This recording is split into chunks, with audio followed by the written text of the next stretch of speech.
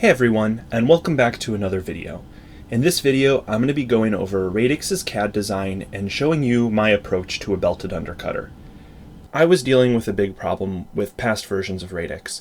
This weapon shaft, so the weapon assembly, and also the motor were both mounted in TPU. Now, I still use a lot of TPU, that's all of the blue material right here. On big impacts with the wall or an opponent's weapon, my weapon would flex back up into my robot and it would strike my motor pulley right here. And actually it would be the counterbalance, this part of the weapon, that would line up with it and strike it perfectly on those big hits. So I had to create some assembly to keep a rigid mount between my weapon assembly and my motor. So that's where this mount comes in. It's 3D printed out of glass fiber nylon, and it creates a way for this whole assembly, so motor and weapon included, to flex. This allows me to keep belt tension, to not hit myself, but still to dissipate energy on large impacts. If I turn off the top here, I'll turn off the bottom and top, you'll be able to see this TPU insert that runs through the middle. It's a 1/2 inch deep, and there's a 1/4 inch channel on the top and bottom. So if I turn the chassis off and turn the mount back on, you can see it has teeth that perfectly fit into that channel, and that there is this recession here in the middle which fits into that TPU notch that runs through the center. So this whole mount isn't actually screwed to the frame in any way. It's just screwed to itself with the top and bottom piece, and the material in the middle holds it in place. Now, another thing you'll notice is that the top and bottom are connected in a few points. You've got the shaft up front here, and then you've got 2 bolts on the left and right, and then actually, with the motor mount here, it's held in place by plastite screws. The rear 2 plastite screws are a lot longer than the other ones. All of these screws are a 1/2 inch long. These back 2 are, I think, 1 3/4 of an inch long, and they go down through the entire assembly. Now, the reason I needed to do it like that was because I haven't found a way to 3D print glass fiber nylon and have it not warp yet. It's one of the most painful filaments I've ever printed with, so having it secured in so many spots, even if it warps, the 2 pieces are forced together and they both sit flat. Okay, now that we have Radix in front of us, we can go over the actual physical construction of the robot. So to go over the drive section of the robot a bit more, since it's scarce in the CAD model, you can see my 2 Just Cause Gecko drive motors right there. And then I've got my drive speed controller, the Scorpion Mini, sitting just under one of the drive motors. The Castle, the Micro Mamba X2, is sitting in the middle right here. I've got my Fly Sky receiver right here, and then my 850 milliamp hour 4S battery sitting in the back here. Now they all connect on my top plate here. I've got a Just Cause splitter board here and switch, and so everything just plugs in there. So now to go over the weapon assembly, we can flip the robot over to look at the underneath. You can see they're connected with the XL belt here. It all spins together and mounted with the motor mount plate here. So we'll begin by taking apart the weapon assembly just to see how it all comes apart and goes together. So we'll start by taking out these 2 plastite screws in the back.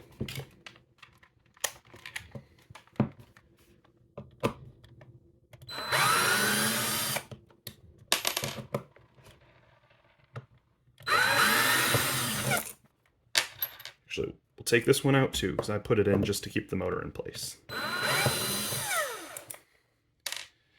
Okay.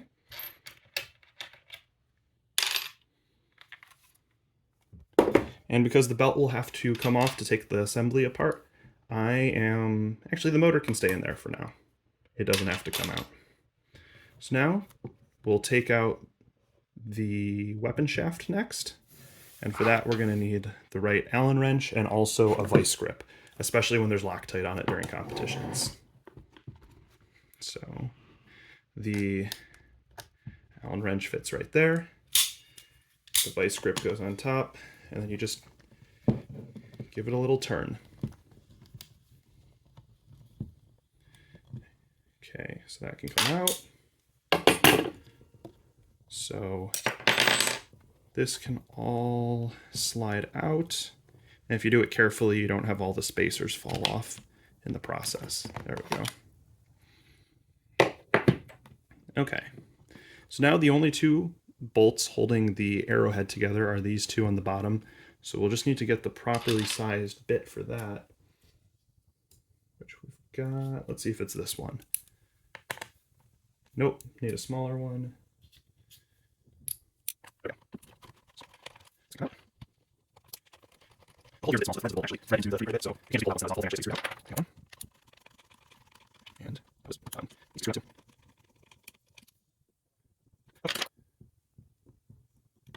Okay, so now there's nothing holding the arrowhead into the frame.